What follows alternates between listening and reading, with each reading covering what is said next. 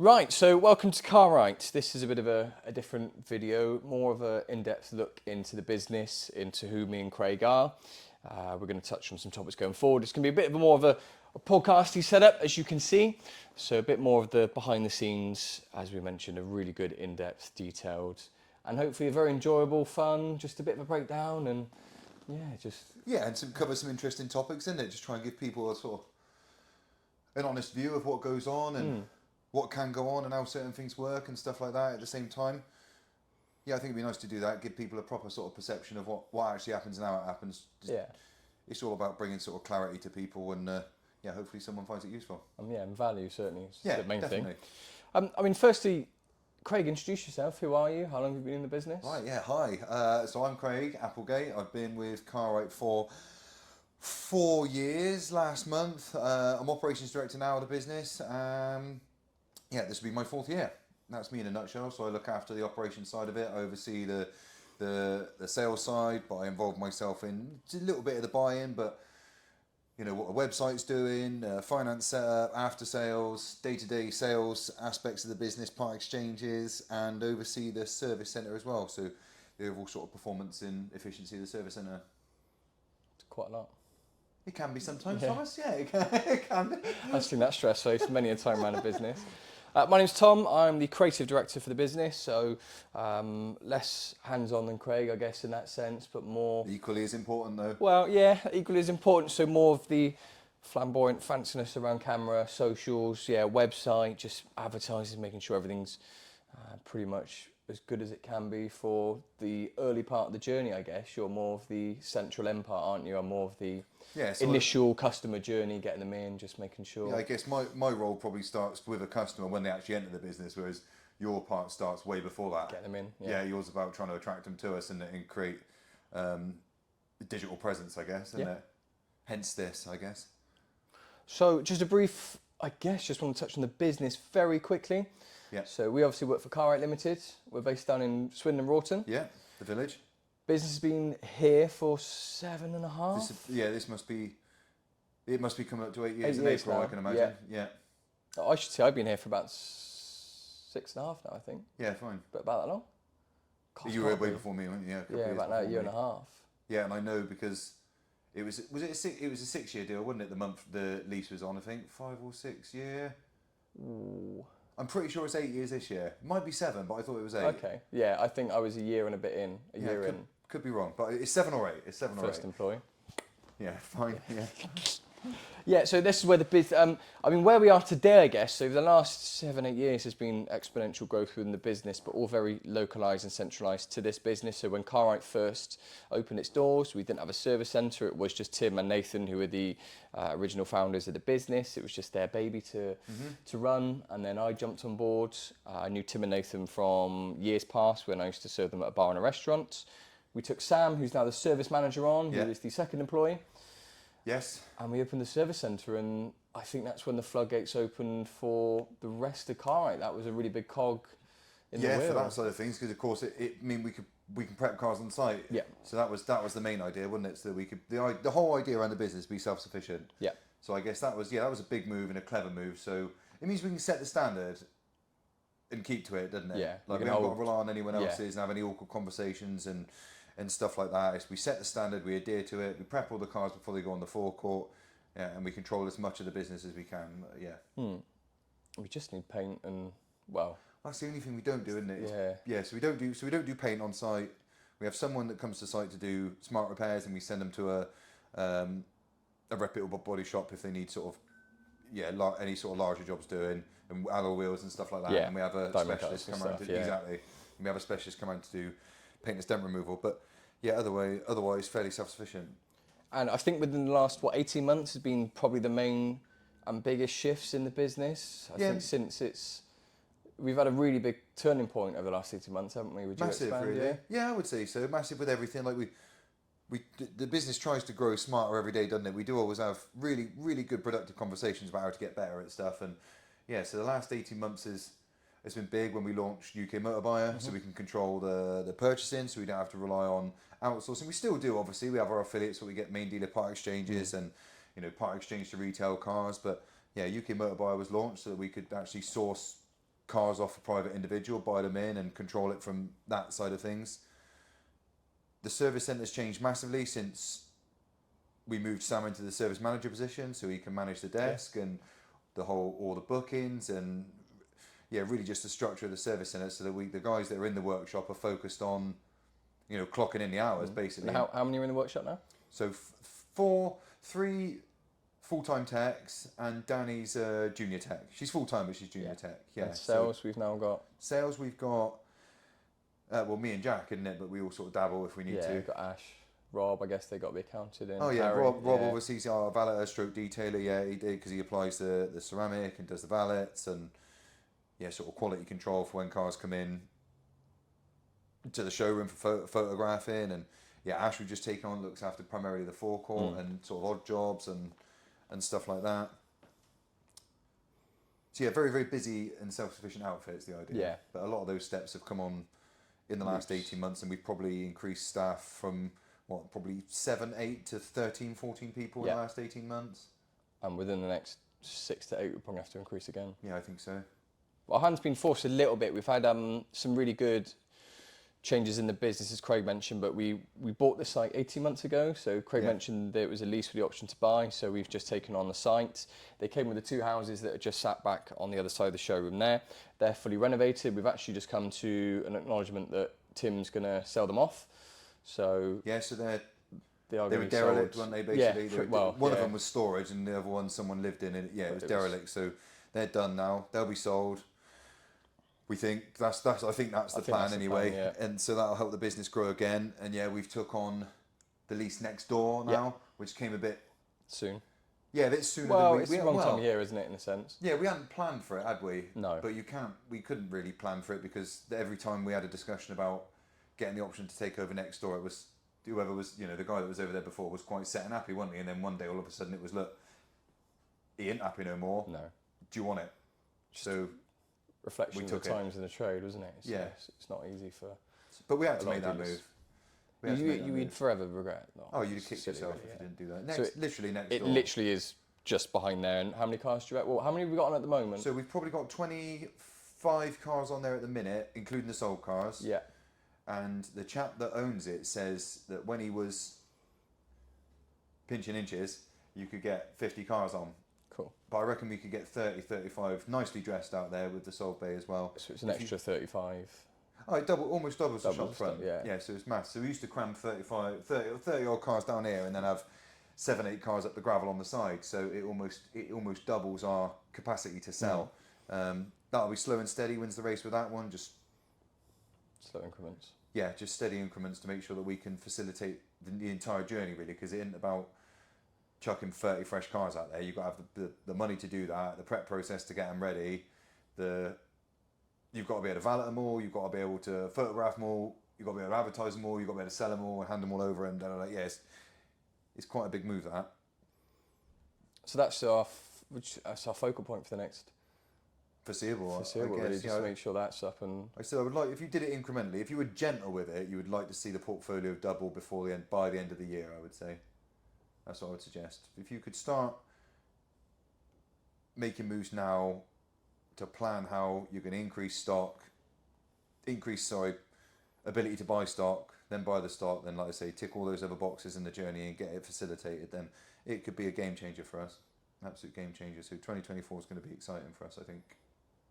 So that's a very quick overview of the business, in a sense. I guess we don't want to drum. Yeah. You could talk about it all day, but yeah, we don't need to go on about it, do we? Yeah, if you follow Twack, isn't it? You would have seen all the progress if you follow the other YouTube, on a train station, which I'm not allowed to call it that anymore. So yeah, on YouTube we do I run a series called Twack. You'd have to miss it this week because we're so busy. But this week at Carite, it just it's a bit more less formal, isn't it? It's a bit more. Oh, it's very informal, but I think that's nice. It's just like, this is what we're doing is as we do it. It's really quite raw and genuine, isn't it? There's no fanciness or smoke and mirrors or anything anywhere. It's not cinematic. It is literally just as we're doing it, you see it, sort of thing, which is nice, I think. Yeah, it's been quite fun, actually. I quite enjoyed it. I really enjoyed watching it, must admit. The first topic I should mention, we're going to touch on after sales. Oh, because it's a hot one. It's a hot one. I think there's funny stories, and it's something that I guess a lot of people are always... Because I follow pages like Trade Centre Wales, where it's like, don't buy a car from Trade Centre Right, Wales, okay. and it's hilarious.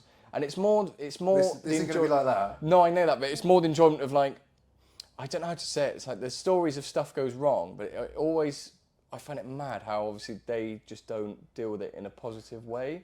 And people like camp out. People like park the cars up with big boards, like don't buy from here, and they won't Oh move. my God. Honestly, it's I haven't on seen it, I'll be They honest. there's, I haven't hundreds, seen there's it. tens of thousands of people on the Facebook page, and it just got me thinking. I thought you can really, because that's one thing that we excel in. And on that note, we've won some awards actually, the Used Car Dealer Awards, which we'll touch on really quickly. So the Used Car Dealer Awards are down in London.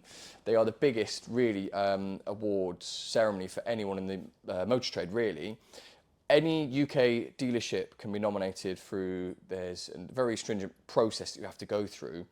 We've been nominated one a couple of times. Craig was highly commended Dealer's Dealer of the Year for last year. Yes, I didn't win, just to be clear. Yeah, highly commended. Highly They were commended, massive though, props. Top the year before that, we won Used Car Customer Care. So that really is where I guess That you brings us excel on to with the the- after sales. So we'll touch on that. And the Service Centre won Best Service and Repair Outlet last year as well. So we've had a really successful couple of years down there. So in terms of after sales, where I guess you take it. Where does the journey start for you with? Well, after sales is, I think with after sales, the journey starts at the start. So we control that as much as we can do through our quality and prep process, essentially.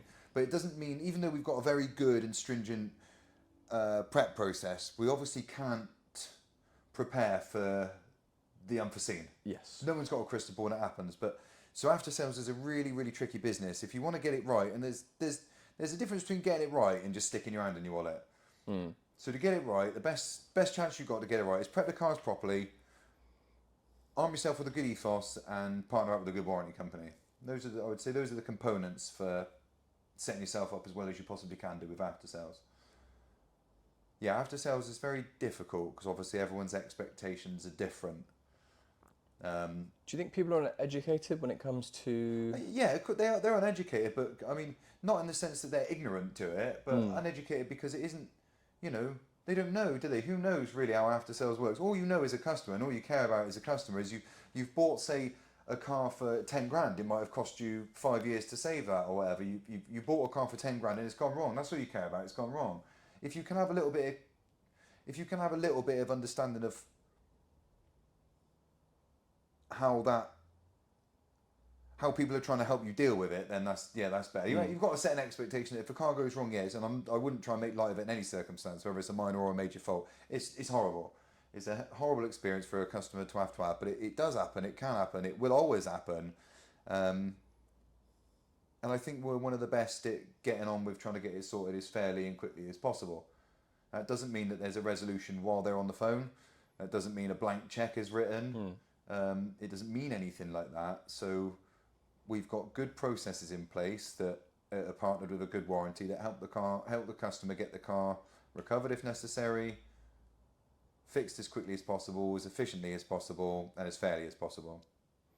Do you think, on a sort of a side tangent, because of how good you guys are in sales with selling the warranties, do you think that helps on the back end, even 2 years down the line, customers have got that level of protection? Is that something that really helps?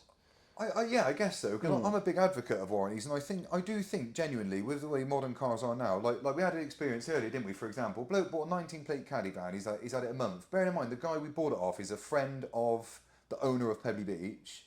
Done 19,000 miles in this 19-plate caddy van. Engine lights come on. The guy before's never had a problem. It's flown through prep. It's done 19,000 miles. So that's proof in the pudding that you just can't write it. So it can happen to any car at any time for any given reason, and no one can foresee it. The fact that we're so good at, selling the warranties, I guess, but I think we have the utmost faith in our warranties, and I think it's imperative that we put that across enthusiastically and professionally, so that the customer can clearly understand without it feeling like you're trying to shove something down their throat for a profit, that this product's actually it works. Adds value, It does add value, you're right. It does definitely add value. Yeah, I think we are very good at doing that, but because we believe in it. I believe in it especially because I deal with the after sales. Every day, yeah. So I deal with the customers, I deal with their ailments, I deal with the warranty company, and I must admit, after being in the trade for some 15 plus years and having my fair share of dealings with after sales and warranty companies, these guys are unparalleled as far as I can see so far. And who do we use for warranties? AutoGuard. AutoGuard warranties, yeah. They've been with us from the start. From the start. We were going to jump to RC actually, but we did, I think at one point, this was a long time ago, yeah, RAC were a contender for it, but then there was such a load in on the cost for SUVs and Land Rovers that we couldn't afford to do it. It means to be able to pass that cost on to the customers and us not lose money, it would have cost the customer a lot of money. It would have been on par with what you buy from a dealer, and it didn't come with the dealer cover level, so it just didn't make sense to do. So I want to touch on potentially some of the more funny sides. Funny. There's one that comes to my mind, which is the fog lamp incident. Oh, the fog lamp incident. Which I think is one of the, just a fly in the wall. I just walked into a room and heard a conversation with Craig and a customer, and I had to walk out because it's not fair to laugh at him down the phone. But would you like? I think it's worth telling. The fog light story. The fog light story. Right, I guess it is. Yes, it was funny. I get why the customer was frustrated. So we sold a Polo, a VW Polo, like a nearly new Polo, to a customer, a lovely chap that only lives around the corner, and it's almost not really an after sales thing, is it? It sort of is, because he called after the sale, didn't he? He called up with I guess he did. He called after the sale, and his complaint was that his car didn't have fog lamps.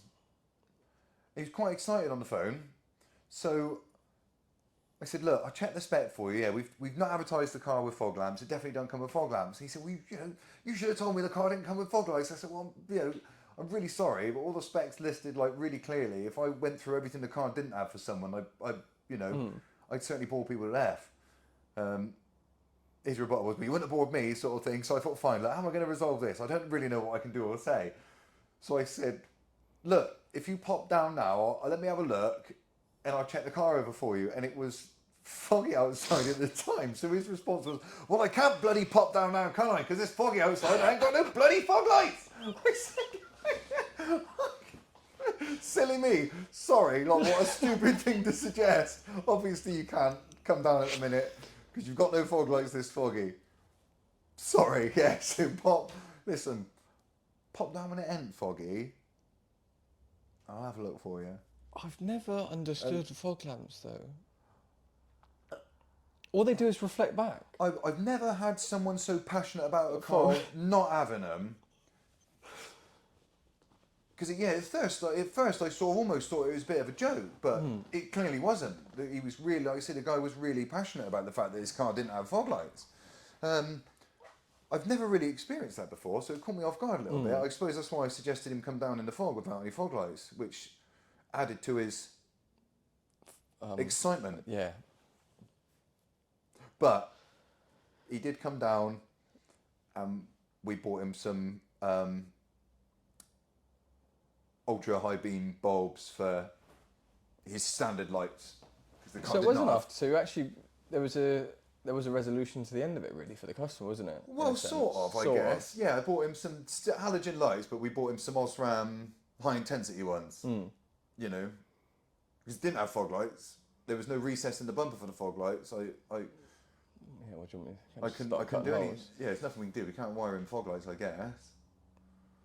We didn't charge him for the bulbs or fit him in the end. Yeah, because he was actually. I said to Nathan about it at the time, and Nathan, that's crazy, sort of thing. That's crazy. I said, "Nathan, this guy's fuming, by the way." And he's like, he didn't really know how to take it. And sure enough, when the bloke come in, Nathan was there, and I said to him on the phone, like, "I could put bulbs in for you, but I'm going to have to charge you for the bulbs. It's not my fault. I have to charge you for the bulbs." And Nathan was the one that said, "Look, just put the bulbs in for me." So I didn't actually believe how genuinely upset he was. His car didn't have fog lamps. But he said he is super upset about it, isn't he? I said, "I told you." He's really happy. He's really happy about it. Not a lot of cars have front. There's only rear. Is that the only legal requirement? It's a legal requirement to have a rear. It's a rear. That's all, isn't it? That's it. Yeah. Yeah. But yeah, that was the fog lamp thing. He was that ain't something that I would normally do, but he's a he's a nice old boy from up the road in the village. He used us for servicing. We had, we sorted him out his car before. So I thought, do you know what? Big picture. I'm gonna spend 30 quid on some bulbs. You know, pick your battles, and I guess I felt that the sustaining the relationship, because he wasn't having it, mind. He wasn't going to be happy. I could pull out all the excuses and reasonable statements I wanted. That guy was not going to sleep happy without new bulbs. New bulbs. Yeah. Have you had any other similar ones? I'm not. Not like that. Not like that. Not like that. I haven't. We've had we have had strange ones where people have spec the bloody some of the cars, like the Audis that have a nav button that doesn't actually mean they have nav. People just look at the pictures and assume it's got nav, and then we get weird, awkward calls afterwards. It's always awkward to deal with that. Not because it's it is what it is, but it's like a customer's got an expectation. You've got to tell them, look, you haven't really read the advert properly. It's not our job to. Yeah. Again, it'd be me telling you all the features the car doesn't have. By the way, I can see why it's distracting. It says nav there, but we photograph everything ever so clearly, like all the features on the screen, and we, it's got the specs can be seen in so many different places. That's always a bit awkward. But I've had in my time, I've had all sorts of things. They're not as sinister at Carite as some of the places I have seen. I remember when we sold brand new MGs before, not here, and someone bought a brand new MG6, and the bloke complained of a knocking noise when he was going down the road, and his caliper had dislodged. It was just wanging around inside the wheel, brand new MG6. So that was awkward. And then his dashboard lights all went out the month after. We didn't keep him very happy for very long. It's just typical MG, isn't it? Yeah. No. No? Not like the old ones. Not like the old ones. But no, here, what? Well, I've had a potential. We don't know what it was, do we? But we had a customer's car caught fire. Oh yeah. That was an interesting one. I think I got I was a going to call. say the name then, but I can't. No, I wouldn't. No, I think we got a call on a Sunday afternoon. My car's on fire. What do I do? And I said, are you okay? Are you out the car? Yes, the car's on fire. They're like 60 miles away as well. They're not at the road. Miles away. 60 miles away. Absolutely miles away. Yeah, I just instructed them to phone the fire brigade, and is everyone safe? Is everyone away from the car? Are you off the road? Just checked everyone was safe. Look, yeah, well, we still don't know to this day what that was because they haven't brought it back here. So I don't know what that is. We think that was something to do with an electrical system. I think. Bear in mind, by this time, obviously, it's a customer that we used to get on really well with. I'd say we probably still do. I haven't heard from them for a while, but they're always very pleasant when they come, and they travel all the way from London to come and see us for servicing and stuff like that. It was nice that the first call wasn't to complain in a sense, was it? Do you think, or was it was more like, what do I do? Yeah, it was nice that they called you, I guess. Yeah, it was a panic call, and she does, the girl does, and because they live in London, they don't trust anyone in London, so that's why they bring it here for service, and they trust us. But yeah, it's like one of those things. It's like, okay, the car they'd had it like 3 years nearly by this point. It was I think it was on a Saturday or a Sunday afternoon. The car had started smoking under the bonnet and caught fire like 60, 70 miles away. So it's one of those that, the phone call was quite heated to start with because they were very excited, obviously, and it's like, look, I can only do so much. I can't, I'm not Nightcrawler. I can't vamp there. I can't, there's a process that we have to follow. I'll take as much control of it as I can and stuff like that. And anyway, yeah, that was a decent amount of time ago. I understand that's all sorted and stuff, and we'll speak to her again if and when they need us. What else have we had? Funny ones. Not funny, is it? Yeah, because I don't want to say a customer's experience is funny. It's not. It's not. It's funny. I think just like awkwardly difficult ones for me, I guess, is what I'm trying to pick up on. We have awkward ones, every now and then, don't we? That's what happens when you sell 500 cars a year. You're gonna get it. Oh yeah, to pick one out off the top of my head would be really difficult. Some people are disgruntled for very, very different things. Like some some people are disgruntled for, like I say, smaller issues that with a sensible conversation can be easily tackled and stuff, and other people are disgruntled with like bigger issues. And then you get the flip side where people are so chilled, like the van that we're dealing with at the minute, this blooming transporter van that the guy that's bought it's just so unlucky. We've sold the van before, we've had it through, like it's been fine before, it was fine when we had it, and the guy's bought it, and a few months down the line his turbos have gone. And it's something else, I can't remember what it is now, that's caused the turbos to go. And every time he keeps getting this news from the garage, I'm happy as long as you're fixing it, I'm happy. It's just the best way to be, isn't it, really? It is. I can understand why customers are frustrated. If Yeah. customers are frustrated, you know, as long I'll always let them vent and stuff. I think that's the trick to dealing with after sales. You've got to understand that it's never personal. Do you know what I mean? When a customer's upset, like I said before, at the end of the day, they've spent a significant amount of money on their car, and you know, to a lot of people, their car is their life. Like, it's to get to and from work, it's to get their kids to and from school, it's to get to their relatives, it's to get to their family. It's, you know, you don't know what someone's situation is while they're in the car at that time, sort of thing. So there's got to be a level of empathy and sympathy that you've got to be that character to be able to deal with it. But you've got to let them, you know, vent, I guess, but not just like ignorant, like let them vent while you're not really listening. Like, listen, innit? You know, listen so you understand what it is you can actually help with, and then just have a civil conversation. You know, it's about being reasonable and fair, isn't it? Like I said before, fair and writing a blank check or leaving in the middle of the night to go pick someone's car up or anything like that. Because if we don't still sustain ourselves as a business, then we can't sell the quality cars that we do. We can't provide the after sales that we do. Like, it's got to make sense for both parties. But we do go above and beyond what I think 9 out of 10 retailers would, because listen, we're in it for the long haul. We do a lot of business off the back of our customer care. We see a lot of customers back. But if the situation comes where I can't appease a customer and there is like, listen, we'll just have to agree to disagree. Okay, well, we'll fix your car then you know, it sounds like we probably won't see each other again, sort of thing. If you know, if it's come to that and that we can't make peace, then you know, okay, I guess we have to.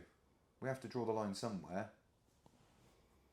In terms of makes and models, do you find, this is a question that everyone wants to know, I know you've just bought one yourself, Range Rovers, Yes.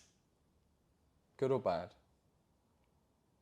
Difficult question to answer. Good or bad? In terms of the, most people's concerns with them are maintenance costs, reliability.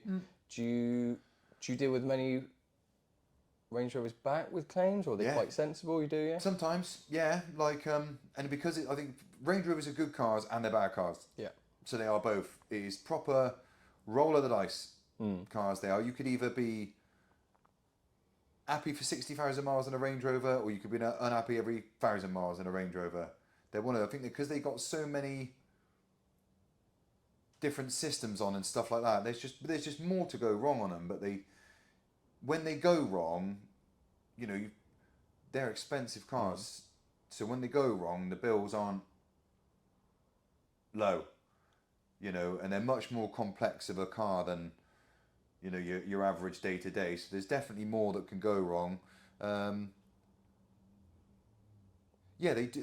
are not for the faint-hearted. Yeah. Land Rovers, they're definitely not. You've got to be prepared that in the same breath I could see you once a year for a service, or I could hear from you once every 6 weeks because an engine light's popped on, or something stopped working, or like mine the other day. Even this morning, car's locked. I walked outside this morning, didn't do a thing. Walked outside, bip bip, boot opens.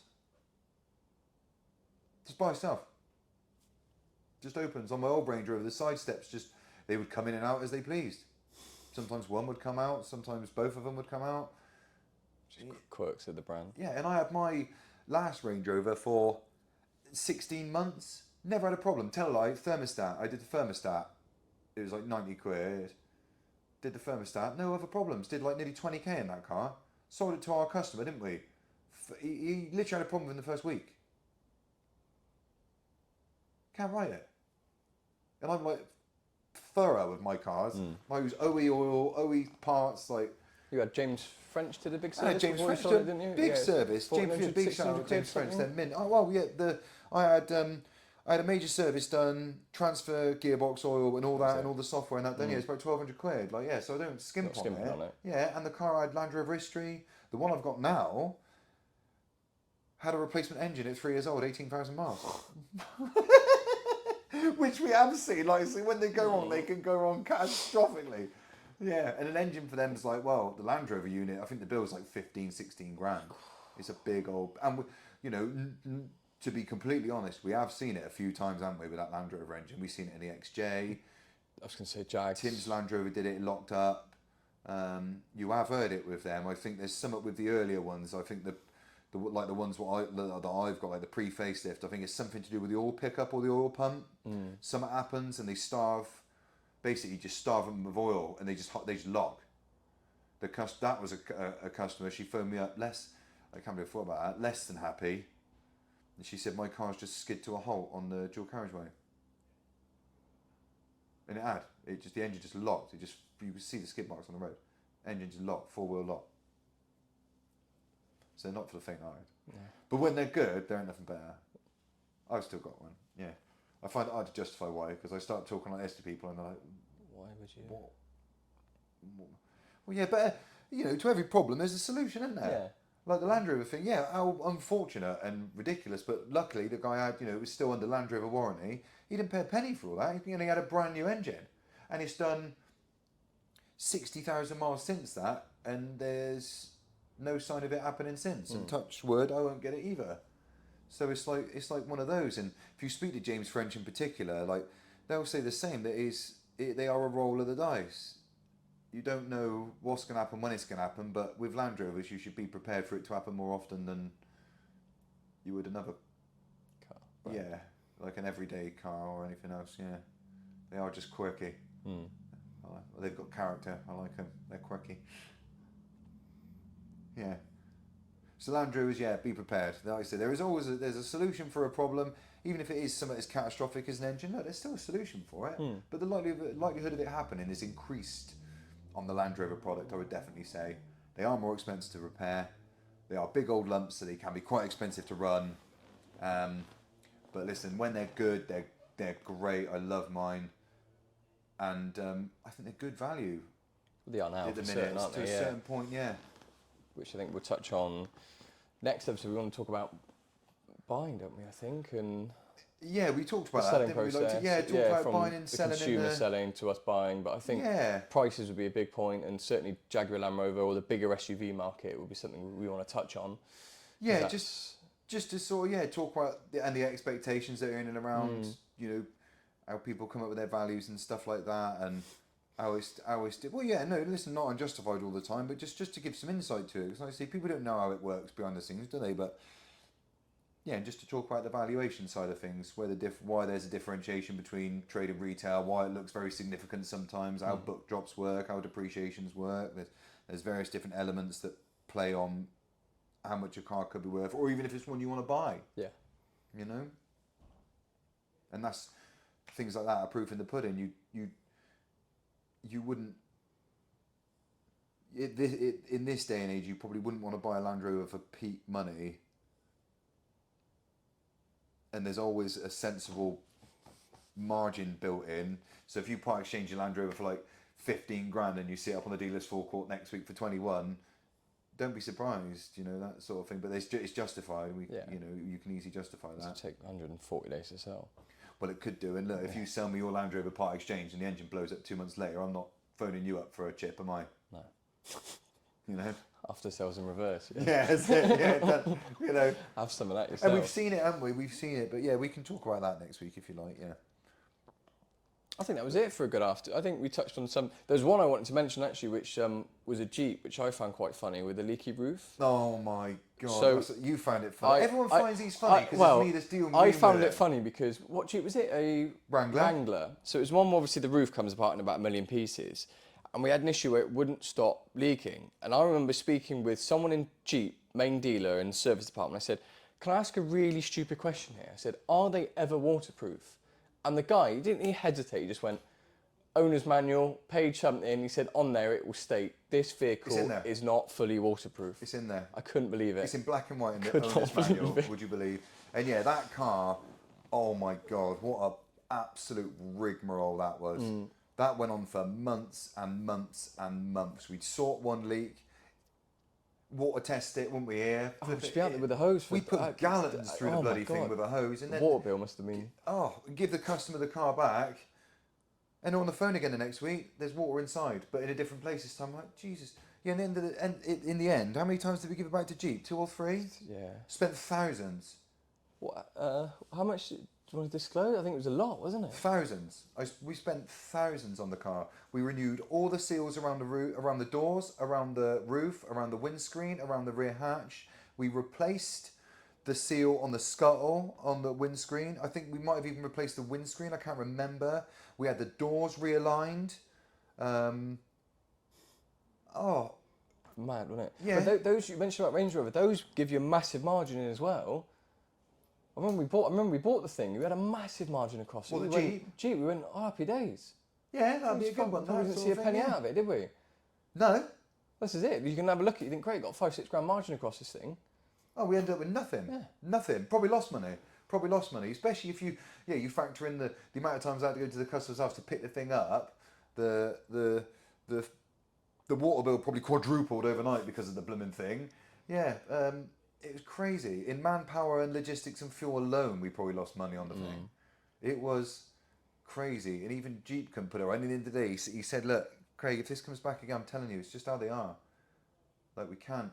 You won't stop it. It will always leak. You've got to say to a customer, like, this is from Jeep. Jeep themselves can't guarantee it's waterproof. What can you expect from us? We don't make the cars, we just sell them, isn't it? At the end of the day. That is the argument. Sometimes I get that, but it's like anything. I always say in it, and I always say, look, yeah, I get that, but if we've put our name against it. We've put our name against it. That's right. Yeah, I expect and accept the aftermath to come through to me. That's it, and we'll deal with it. But this time, like the last time we sold a Jeep to, we'd have a conversation. Look, they leak, by the way.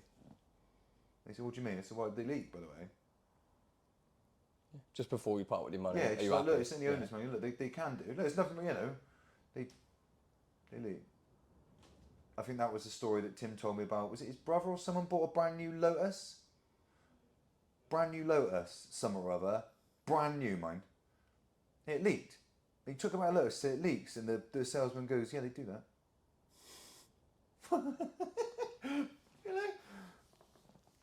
So yeah, that was a horrible after sales experience. But and the last guy took it well. Bearing in mind his footwell flooded. They do that. They leak from everywhere. They're better off just drilling 2 holes in the bottom of the footwell. Yeah. Just not having any mats. But they leak but the leaks can come from so many different places and so many parts of a different place. It's an absolute nightmare. But yeah, I guess in short, we deal with these things really well. It costs the customer nothing except from stress and time, which I get, but we can't do anything about that. And we kept them. We extended the warranty for a bit because the amount of time they hadn't had the car for. We kept them in the loop. We didn't pass on any sort of cost whatsoever, of course. We apologise as much as we can. That's what we can do. We give them options that we're trying to do at this stage, and blah blah blah. And we learn from those things. It means we can give information out to the next customer because we don't have to do anything with smoke and mirrors here. It's no problem. And we do deal with after sales very, very well. We're very attentive, I think. We're very swift and professional and fair. And we do more than most. It costs us money to be like. It costs us a lot of money to be like that, mind.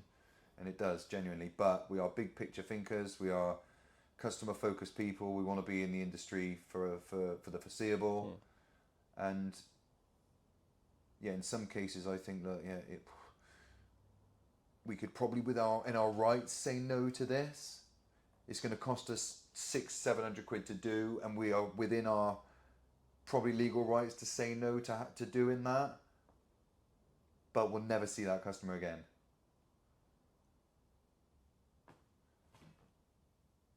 Yeah. What's that? 2 services? Bit more than that. Bit more than that. Yeah, a bit more than that. But it's the stuff you can't see.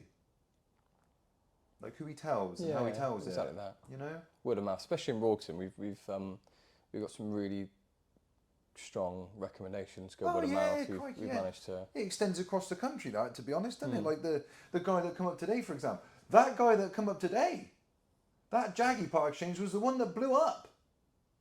If you, yeah, talking about like. He said I'm famous. He loves the videos. Yeah, he loves Yeah. your videos. But that, I mean, he's come from miles away, 3-hour drive. Was he? Yeah, he always comes back. He always comes back to us now because we dealt with it so well. Well, you got a bloody new engine, but it's like, you know, it happened, and he, you know, we had a very decent, you know, frank conversation about it, a civil conversation about it, and he gave us the opportunity to put it right. We put it right, and hey, oh, he's back again, and we've treated him mustard again. We've given decent money for his car. We've put him in a nice little car. He's happy, and we'll see him again. I'm sure. We'll see him again. You know. Yeah, the circle continues. Circle of life, isn't it? Yeah. I think that's it. Unless you've. Oh, well, it's one of them, and you could go on about it all day. Yeah, things keep coming to mind, but no, I think we've spoke about. Yeah, the after sales side of thing. But yeah, I guess I'll close by saying, look, we will do everything and anything we can within the realms of fair play. But the best way to approach us for after sales is, look, just understand that we didn't know, we didn't build the car. If it goes wrong, we are going to understand that it's super frustrating. No one's going to make light of that. But, you know, just be decent with us, and we'll be more than decent back. That's all I would say. Shouting and raving on the phone don't get you what you want. It might get you what you want there and then, but it'll only get you what you want within the confines of what the dealer has to do at that moment in time, rather than what they want to do for you to retain you forever. You know, there aren't many dealers like that that work like us out there, and you know, unless you want to keep bouncing around from dealer to dealer because you're upsetting them every time you get a problem by being rude and aggressive on the phone, then you know you're going to have a much worse experience as a second-hand car owner than behaving in the opposite. We had one guy, didn't we? One of the people we use said they don't want to work with him again. That's two people that have said that. About the same chap. Yeah. And they're the best. They are the best. The best in the business. Yeah. So we. All he's done is just burnt his bridges. Burnt bridges. I can't help him now. Yeah. That's what I've had to say. Like, but you know, quite embarrassingly, but you know, I've got these affiliates look after us and vice versa, and they're fair people. I've had to say, look, I can't. You're out of your obligatory warranty period anyway. But I always like to stay involved. Usually, people, you know what it's like. People buy cars. If they bought a 3-year warranty, I want to know throughout the 3 years if something goes wrong. So I'll help. I'll help you. You know, I'll help you. But to this guy, I've had to say, look, I can't. You're on your own, mate. I can't help you. I can't get involved. I can't recommend you. I can't recommend you to anyone based on how you've behaved. So yeah, you're on your own, pal. Which is horrible for me. Hate that. Don't like to do that, but you know, I can't sacrifice my good relationships with good, reasonable businesses that can help us and our customers for the sake of appeasing one unreasonable person. Yeah. Well, there we go. And that's a bit of shed a bit of light on, I guess, where we excel as a business, which I really think is, as Craig's mentioned, we're right up there. There's not many that touch us when it comes to the abilities and how we look after our customers. And like Craig said, the whole journey is completely transparent. We've got full accountability. It's brilliant. It makes my life quite easy. Yours is a bit different, but for me and Jack, for the jobs we got to do, I'd sell any car to a family member or anything. It's so easy, isn't it? It's like there's not one bit of stock I look on the forecourt and think, it's nice, isn't it? We to work in the motor trade, which is obviously extremely stressful, long hours. Yeah. I sleep well every night. I don't know if you do the same too. Yeah, most nights. I think it's our process is that. Yeah, I don't have. Allow me. I don't ever have. You know, I'll stress sometimes if I've got some big after sales case on. I think, Jesus, I got to deal with a high cost and upset customer and stuff. But it's I don't ever get sleepless nights over anything that we're trying to sell. No, definitely not. Definitely not. Apart from certain Maseratis. Oh well, you can have sleepless nights over the fact you just know historically certain stuff's going to come back, and if it does, oh yeah, blooming Maseratis and stuff like that. We'll touch on Yeah, we might have to do Stock. a session on like Carite's mistakes. mistake session or like Looking to Like start cars. your dealership, what not to buy, yeah, what don't not buy to these. do. Yeah. Succeeding after sales, avoid these Yeah. sort of thing. Yeah, I think we should do Power sort of shifts on, with like, no service history. yeah. We could talk about certain marks that are, unless you got the equipment, the experience, the cojones, and the bankroll, you'd do better to stay away. That's it, I think. I'm we, happy. we wrap that up, I think so. Yeah, I think we could ramble on all day otherwise, but yeah. Well, I think that's it. That's to get to know me, Craig, the business a little bit. Like I said, we're going to try and make this more of a routine thing, hopefully once a week. We've also got a radio show that we're working on. I've agreed to that. I've not done anything back yet, so I'm a little bit nervous. I was really looking forward to that. I think it's still on. I hope it's still on. I'll put some pressure onto them. I'm sure she's a lady of her word. Yes. So once a month, me and Craig are going to be on Swindon 105.5. That's terrifying. That's a terrifying. I'm really looking forward to it. You would be. I've got a face for radio, haven't I? You love the sound of your own voice. I think. Well, I think what we're going to try and do is half an hour of chatting, depending a little bit more, and then half an hour of the best driving songs. I think that ties in quite nicely. Fine. We'll talk about that. Yeah. What do you want? Love songs? You're going to be like the new long as- Steve Wright, As aren't long you? as it's 80s, mate, I don't care. You just played 30 minutes of Queen. I Bohemian Rhapsody three yeah. times in a row. no problem. I should have been a teenager in the 80s. I think if I had a time machine now, I would just go back You'd to be the born in 80s. the 60s. Hey? You Yeah. were born late 60s. Oh, that'd be great. Yeah, brilliant. I'd be wearing your jeans then. Bring back neon. Bring back. Yeah, I like these. They're right. Just yeah. They're on sale. 20 quid Levi's. That you're going to say. I'm not surprised why. I was going to say well done. We could do a topic on nicking jeans at cheap prices. I don't think so. No. No. We're digressing now. Yeah, I Anyway, think we'll that stick was to it. what we didn't know. Yeah. Hope you Maybe enjoyed. cut That was a wrap up for Carite with myself and Craig. Thank you very much.